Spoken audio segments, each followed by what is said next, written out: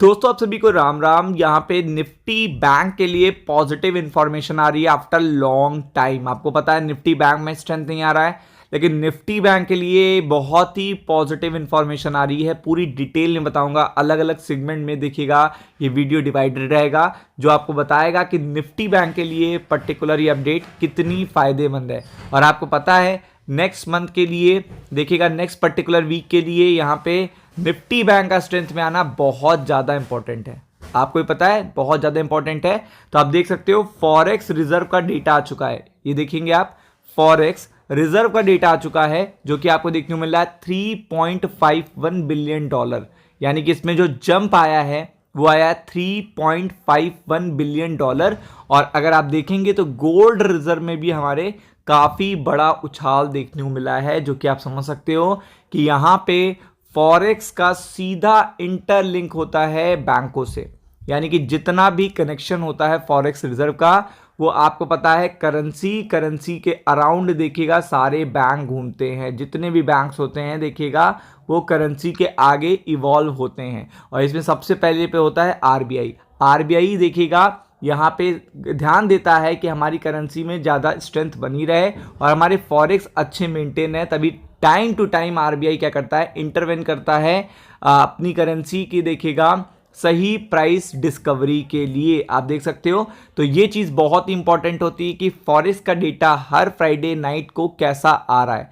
तो इस particular Friday night को डेटा आफ्टर लॉन्ग टाइम, अभी मैं दिखाऊंगा, अभी आफ्टर लॉन्ग टाइम देखिएगा $3.51 बिलियन की आपको जंप देखने को मिली है। कितनी? $3.51 बिलियन की देखिएगा जंप देखने को मिली है। तो आप समझ सकते हैं और आप देख सकते हैं यहाँ पे कि ये बहुत बड़ी बात है, क्योंकि कंटिन्यू ये डेटा कम होके आ रहा था। मतलब जो फॉरेक्स का डेटा था कंटिन्यू कम होके आ रहा था और इसीलिए निफ्टी बैंक भी लगातार डाउन जा रहा था। तो आप देख सकते हैं यहाँ पे कि पूरी तरीके से जो डेटा है, लेटेस्ट वीक का डेटा आया है, $3.51 अरब की बढ़त आई है। और अगर आप देखेंगे तो टोटल फॉरेक्स रिजर्व आपके पास ये आपको देखने को मिल रहा है। मतलब इतना ज़्यादा यहाँ पे फॉरेक्स आपको देखने को मिल रहा है। और जितना भी किसी कंट्री का फॉरेक्स रिजर्व होता है, जितना ज़्यादा फॉरेक्स रिजर्व होता है उतना ज़्यादा देखिएगा कंट्री के लिए फायदेमंद होता है। आप जानते होंगे ये बात। और अगर आप देखेंगे यहाँ पे लास्ट पर्टिकुलर वीक में, अगर आप देखेंगे तो ये पर्टिकुलर डेटा, ये जो लास्ट वीक का अगर आप देखोगे तो ये घट गया था। कितना घट गया था? $4.3 बिलियन। तो आप देख सकते हैं ये यहाँ पे पहुँच गया था। तो आप समझ सकते हैं निफ्टी बैंक पे इसीलिए प्रेशर आया था।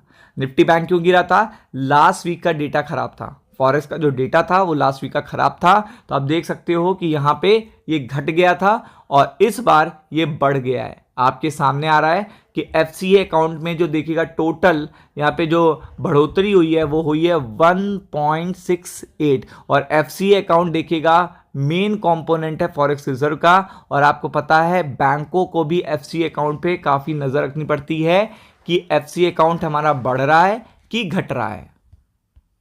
तो ये चीज़ सबसे इंपॉर्टेंट होती है।